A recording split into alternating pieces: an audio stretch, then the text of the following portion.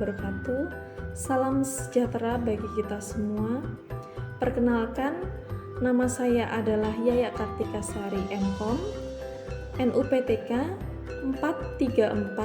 4347767223023. Saya adalah dosen tetap dari Program Studi Informatika Fakultas Sains dan Teknologi Universitas Bhinneka PGRI. Izinkan saya menyampaikan pernyataan diri dosen dalam unjuk kerja Tridharma Perguruan Tinggi di bidang pengajaran.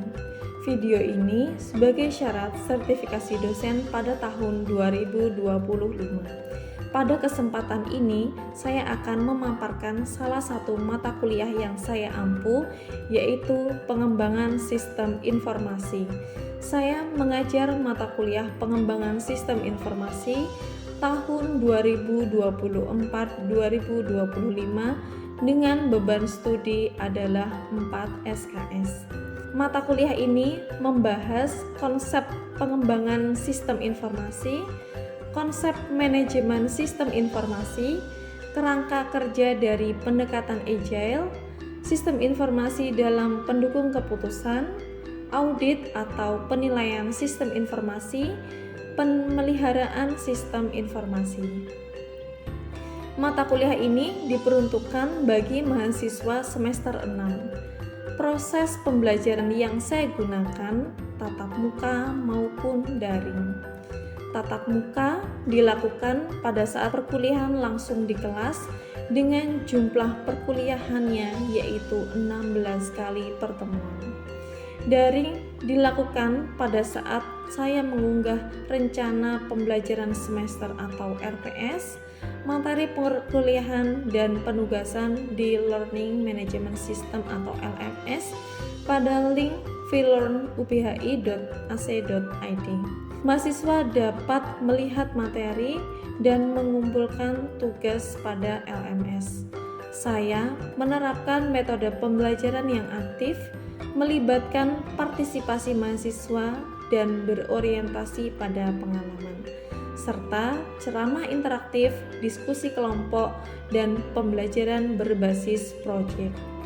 Capaian pembelajaran mata kuliah CPMK 1, mahasiswa mampu memahami konsep pengembangan sistem informasi dan manajemen sistem informasi, serta metode pengembangan sistem informasi menggunakan pendekatan agile. Sistem informasi untuk pendukung keputusan. CPMK 2, mahasiswa mampu menerapkan pendekatan agile dalam pengembangan sistem informasi. Dan capaian pembelajaran lulusan yaitu S8, S9, SI1, SI3, KU1, KU5, KU7, KU8, KU10, KU11, KUI1, KUI2, KK2, PI5. 3 komponen dalam proses pembelajaran mata kuliah ini menggunakan delivery, interaction, dan assessment (DIA). Delivery adalah proses penyampaian materi tatap muka yang menarik agar mahasiswa tertarik dan termotivasi pada saat kuliah berlangsung. Saya juga mengunggah RPS, materi dan penugasan pada vlearn.ubhi.ac.id. Interaction adalah proses interaksi yang melibatkan dosen dan mahasiswa berupa diskusi, tanya jawab, kolaborasi, dan refleksi.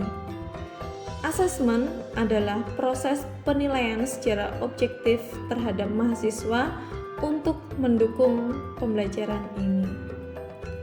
Penilaian mata kuliah ini meliputi UTS dengan bobot 25%, proyek akhir 25%, tugas 25%, dan kehadiran atau keaktifan 25%. Referensi yang saya gunakan dalam mata kuliah pengembangan sistem informasi ada beberapa buku karya ahli yang terbaru agar mahasiswa mampu mengikuti perkembangan ilmu pengetahuan di masa kini. Baik, berikut merupakan proses video pembelajaran pada mata kuliah pengembangan sistem informasi. Selamat menyaksikan. Assalamualaikum warahmatullahi wabarakatuh. Waalaikumsalam warahmatullahi wabarakatuh. Selamat pagi semuanya. Pagi Guru. Salam sejahtera bagi kita semuanya. Alhamdulillah pada kesempatan pagi hari ini kita bisa berkumpul dalam melaksanakan perkuliahan pada minggu kedua di dalam mata kuliah pengembangan sistem informasi. Bagaimana kabarnya semuanya untuk hari ini? Alhamdulillah. Sehat ya, Alhamdulillah. Sebelum nanti kita masuk ke dalam sesi materi dan juga nantinya ada kuis, marilah kita berdoa terlebih dahulu ya. Kita berdoa sesuai dengan agama dan kepercayaan masing-masing. Dimulai. Selesai. Ini saya presensi kehadiran terlebih dahulu ya. Ahmad Fatur Rahim, Ahmad Zakiul Fikri, Kalimah Marnisi, Brenda Resta Gayana. Hadir semuanya ya pada pagi hari ini. Ya. Nah ini untuk materi hari ini ya. Ini nanti kita akan membahas tentang konsep dasar dari pengembangan sistem informasi ya. Yang sebelumnya di dalam perkuliahan pertama kemarin kita membahas tentang kontrak perkuliahan ya. Kemudian rencana pembelajaran, rencana tugas selama 1 semester dan juga proyek akhir atau rencana proyek akhir. Nah, untuk hari ini nanti kita masuk ke dalam topik yang pertama ya, yaitu tentang konsep dasar pengembangan sistem informasi.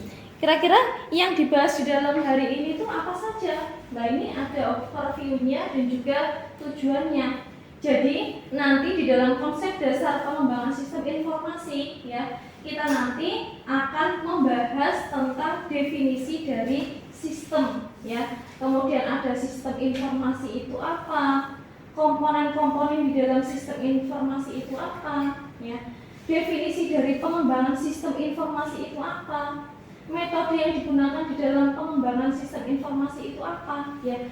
Dan juga nanti saya akan menjelaskan salah satu metode pengembangan dari sistem informasi. Nah, itu nanti akan kita bahas bersama-sama di dalam hari ini, ya, catatannya hari ini. Ya. Kemudian untuk slide yang selanjutnya, ini kita masuk ke dalam slide materi yang pertama, yaitu terkait dengan pengertian dari sistem. Ya. Sebelum kita masuk di dalam pengertian dari sistem itu sendiri, ya, kita ilustrasikan di dalam kehidupan kita sehari-hari, ya, atau di dalam diri kita sendiri, ya, tubuh kita sendiri, ya, tubuh kita sendiri ini mempunyai anatomi atau bagian-bagian tubuh yang sangat banyak sekali, ya. Misalnya ada apa saja? Ada rambut, ya. Kemudian ada apa lagi? Hidung, ya. Kemudian ada tangan, ya. Kemudian ada kaki, ya. Kemudian ada mata dan lain sebagainya.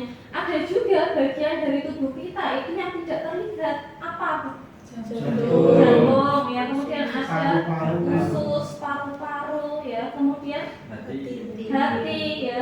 Dan banyak sekali. Nah, bagian-bagian tubuh kita itu mempunyai fungsi tertentu, ya, atau mempunyai fungsi pada masing-masing struktur nantinya. Misalkan struktur sistem pernafasan. Nah, itu ada apa saja di dalam pernafasan? Pasti kita kalau bernafas itu menggunakan hidung, ya, terlebih dahulu, ya. Kemudian nanti masuk ke dalam ya paru-paru, ya. Kemudian nanti di sana nanti akan diproses, ya, nanti akan menghasilkan karbon dioksida seperti itu, ya. Sama seperti pengertian dari sistem, ya. Sistem itu merupakan kumpulan dari komponen-komponen atau subbagian-bagian, ya. Sama seperti ilustrasi tadi, di dalam tubuh kita itu terdiri dari banyak sekali bagian-bagiannya, ya. Itu nanti saling terintegrasi, ya. Di dalam sistem juga sama. saling terintegrasi, saling berkaitan satu dengan yang lainnya, ya. Kemudian saling ketergantungan, sistematis yang nantinya untuk menghasilkan tujuan tertentu, ya. Di dalam sistem itu ada dua pendekatan. Yang pertama itu adalah pendekatan komponen, yang kedua itu adalah pendekatan prosedural. Nah, pendekatan komponen itu adalah bagian-bagian dari subsistem tadi. Kemudian sedangkan pendekatan prosedural itu adalah prosedur atau langkah-langkah di mana sebuah komponen-komponen tersebut itu nanti bisa berfungsi dengan baik seperti itu, ya. Nah, ini pendekatan komponen dan juga pendekatan prosedural. Kemudian yang selanjutnya di sini ada pengertian dari informasi dan juga sistem informasi, ya. Kita tadi sudah membahas tentang sistem, sedangkan informasi itu apa, ya? Informasi adalah data, ya. Data-data yang sudah dikumpulkan, ya, dan juga tadi diolah, ya, diolah di dalam sebuah komponen yang nantinya akan menghasilkan sebuah outputnya itu ada sebuah informasi. Jadi informasi itu sangat berguna sekali untuk apa? Untuk sebagai penerimanya, ya, penerimanya bahwa informasi itu nanti bisa digunakan di dalam sebuah organisasi atau perusahaan. Biasanya informasi tersebut itu nanti berguna sebagai pendukung keputusan manajerial dalam sebuah organisasi, ya. Sedangkan pengertian dari sistem informasi itu apa? Ya, pengertian sistem informasi itu adalah suatu sistem yang terdiri dari komponennya, ya, yang nantinya mengumpulkan, memproses, ya, menganalisis, menyebarkan informasi dengan tujuan tertentu, ya. Untuk sistem informasi, ya, di sini nanti itu nanti berkaitan dengan teknologi karena jurusan kita adalah pengembangan dari sistem informasi. Kemudian di sini, ya, ada pertanyaan, apakah sistem informasi dan aplikasi itu sama, ya? Kira-kira sama apa tidak? Bisa menjawab? Iya, silakan, Mbak. Jadi walaupun ada keterkaitan antara sistem informasi dan aplikasi, namun memiliki makna yang berbeda. Di mana sistem informasi merupakan suatu sistem terintegrasi yang terdiri dari manusia, prosedur, data, dan teknologi seperti perangkat lunak yang bekerja sama untuk mengumpulkan, mengelola, menyimpan, dan mendistribusikan informasi guna mendukung keputusan dan pengelolaan organisasi. Sementara itu, aplikasi merupakan bagian dari sistem informasi yang melaksanakan tugas-tugas tertentu untuk mencapai tujuan tertentu. Nah, kesimpulannya adalah aplikasi ini merupakan alat, sedangkan sistem informasi ini merupakan keseluruhan mekanisme yang menggunakan alat tersebut untuk mencapai tujuan tertentu. Ya, bagus sekali ya jawabannya, ya. Jadi intinya tadi yang sudah disampaikan, sistem informasi itu adalah semua komponennya, ya, yang memayungi dari aplikasi, ya. Berarti aplikasi itu adalah salah satu komponennya dari sistem informasi. Jadi mereka berdua itu tidak sama, tapi bagian dari sistem informasi seperti itu, ya. Selanjutnya adalah definisi dari pengembangan sistem informasi, ya. Tadi sistem informasi merupakan sebuah komponen, ya, yang memproses sebuah data nantinya akan dijadikan sebuah informasi. Nah, untuk pengembangan sistem informasi ini adalah bagaimana prosesnya merancang dan juga mengembangkan sebuah sistem di dalam sebuah komponen yang besar tadi, ya, yang nantinya akan digunakan untuk memenuhi kebutuhan pengguna atau tujuannya itu apa, ya, pengembangannya. Nah, itu harus sesuai dengan kebutuhan dari penggunanya. Kemudian di dalam pengembangan sistem informasi di sini ada tahapan-tahapannya. Jadi ketika kita mengembangkan sistem informasi, apakah kita bisa langsung membuat sistemnya atau aplikasinya? Pasti tidak, ya. Jadi kita harus apa? mempunyai prosedur tadi, model tadi, atau tahapan-tahapan di dalam pengembangan perangkat lunak. Ya, jadi pengembangan perangkat lunak ya itu yang biasa dinamakan dengan siklus hidup pengembangan perangkat lunak, ya, atau disingkat di dalam SDLC. Ya, ada yang tahu SDLC itu singkatannya apa? Izin menjawab. Ya, Software Development Life Cycle. ya, betul ya, Software Development Life Cycle. Ya, di dalam SDLC ya atau siklus hidup itu sebenarnya banyak metode-metode pengembangan yang ada di dalamnya ya. Misalnya ada prototype ya, kemudian ada waterfall ya, kemudian ada apa lagi? Agile ya, kemudian ada apa lagi? V model ya, kemudian ada rapid application development ya, dan juga masih banyak lagi contoh-contoh atau model-model dari siklus hidup pengembangan sistem informasi ya. Tapi hari ini nanti kita akan membahas salah satu saja model dari SDLC, yaitu waterfall ya. Ada yang sudah pernah tahu waterfall itu model pengembangan yang seperti bagaimana? Sudah? Ya, kita bahas bersama-sama berarti ya. Jadi metode waterfall, kalau kita lihat waterfall itu apa? Air terjun ya, air terjun. Pasti kalau air terjun itu dari atas ke bawah prosesnya ya. Tadi prosesnya dari analis ya, kemudian masuk ke bawah ya, desain, masuk ke bawah implementasi ya, sampai ke testing ya. Jadi setiap prosesnya itu tidak bisa kembali lagi ke atas ya, harus dari atas. Kalau sudah selesai ya, baru nanti masuk ke tahap yang selanjutnya. Keuntungannya apa di dalam menggunakan metode waterfall ya? Pasti setiap metode pengembangan selain waterfall itu pasti ada keuntungan dan juga kelemahannya ya.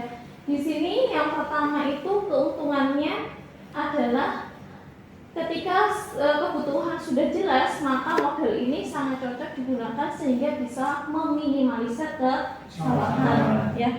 Jadi di dalam metode waterfall itu kebutuhan itu sudah didokumentasikan dengan baik di awal ya. Jadi nanti untuk tahap-tahap yang selanjutnya itu tidak bisa ditambahkan fiturnya atau diperbaiki dan lain sebagainya. Kemudian pada waterfall terdapat dokumen teknis yang baik dan terorganisir pada setiap fase ya. Jadi setiap fase itu pasti terorganisir dengan baik ya. Karena apa? Karena di dalam waterfall itu ada dokumennya pada setiap fasenya ya. Dokumen analis ya, dokumen desain ya, dokumen implementasi dan lain sebagainya itu pasti ada dan sudah disusun dengan baik ya di awal pengerjaannya atau awal pada saat analisnya baik seperti itu ya. Kemudian waterfall model ini cukup tepat waktu karena setiap fase yang diproses dapat diselesaikan pada waktu tertentu ya. Karena di dalam fase perencanaan tadi itu pasti sudah direm ya, atau direncanakan waktu untuk desain kapan ya, waktu untuk implementasi kapan ya, waktu untuk testing kapan dan sebagainya itu sudah direncanakan di awal ya, sehingga di dalam metode waterfall itu waktu yang digunakan di dalam pengembangannya itu tepat waktu seperti itu ya. Kemudian sudah jelas semuanya untuk metode pengembangan waterfall? Sudah ya. Ada pertanyaan lagi? Oh ya, silakan. Jika Ibu sudah menjelaskan tentang kelebihan dari penggunaan metode waterfall, jadi pertanyaan saya adalah apakah metode waterfall ini memiliki kekurangan atau kelemahan? Ya, pertanyaan yang bagus sekali juga ya. Jadi yang sudah saya katakan tadi, di dalam metode waterfall itu pasti mempunyai kelebihan dan juga kekurangannya ya. Di setiap metode ya, tidak hanya waterfall saja ya. Keuntungannya ini ya tadi dari segi waktu ya, sudah terstruktur ya. kebutuhannya sudah direncanakan di awal ya, tapi di dalam metode waterfall itu pasti ada kelemahannya. Kelemahannya apa ya? Kelemahannya yang pertama ya, ketika metode waterfall itu tidak bisa berlanjut ke tahap-tahap yang selanjutnya sebelum tahap pertama itu sudah selesai ya, berarti untuk kelemahannya itu nanti tidak beradaptasi terhadap perubahan ya, tidak beradaptasi terhadap perubahan yang terjadi ya. Misalkan di tengah-tengah jalan ya, ada waktu implementasi ya, itu ada fitur yang dirubah ya, berarti harus apa? Ya harus mundur ya, mundur ke fase yang pertama lagi. Nah itu nanti mengakibatkan apa? Mengakibatkan dari segi waktu dan juga biaya yang dibutuhkan juga sangat banyak. Gitu ya? Sudah cukup? Sudah ya. Nah, itu adalah kelebihannya dan juga kekurangan dari metode ya. Ini ada pertanyaan ya ini ya. Mengapa perusahaan atau organisasi perlu memiliki sistem informasi? Kira-kira alasannya apa? Oh iya, silakan. Menurut saya, mengapa perusahaan memiliki sistem informasi? Karena itu sangat penting untuk perusahaan atau organisasi, karena membantu sebuah organisasi tersebut dalam bekerja lebih efektif, efisien, dan kompetitif dalam menghadapi tantangan di era digital saat ini. Misalnya seperti mendukung pengambilan keputusan, lalu meningkatkan efisiensi operasional, lalu meningkatkan layanan pelanggan, juga mendukung transformasi digital. Sekali ya, jadi sistem informasi itu sangat penting sekali ya di dalam perusahaan ya. Sekarang itu sistem informasi merupakan apa? Inti ya di dalam perusahaan untuk menjalankan sebuah bisnisnya ya. Kalau di pendidikan itu juga sangat penting sekali ya. Tidak hanya di luar, di dalam kampus kita sendiri, pendidikan kita sendiri itu pasti membutuhkan yang namanya sistem informasi untuk mengelola apa saja, mengelola mahasiswa ya, untuk mengelola data dosen ya, keuangan ya, untuk mengelola apa lagi di dalam siakap ya, sistem informasi akademik. Ada apa lagi? Nilai ya, dan lain sebagainya sampai nanti kalian wisuda ya, itu nanti prosesnya ada di dalam sistem informasi ya. Nah itu adalah rangkaian dari materinya. Ini sudah selesai ya untuk materinya kita pada pagi hari ini ya. Alhamdulillah ya. Untuk yang selanjutnya ini nanti akan kita adakan kuis ya. Biasanya mahasiswa itu suka kuis ya. Suka kuis ya. Ini nanti untuk kuisnya silahkan kalian membuka HP-nya masing-masing ya. Kemudian silahkan join ke aplikasinya ya. Ini nanti bagi siapa saja yang nantinya akan mendapatkan nilai yang tertinggi ya pada ranking pertama itu nanti akan ada rewardnya ya, yaitu adalah poin dari penambahan poin dari tugas seperti itu ya. Nanti kalau setiap pertemuan akan ada kuis ya, kemudian nanti untuk nilainya kalian revisi terus nanti untuk nilai kalian juga bisa bertambah seperti itu ya. Kita mulai ya. Ini masih 17 ya. Silakan yang lainnya. Yang tidak, yang belum bisa join. Atau kita lanjutkan saja, nanti bisa menyusul teman-temannya ya. Ya, Bu.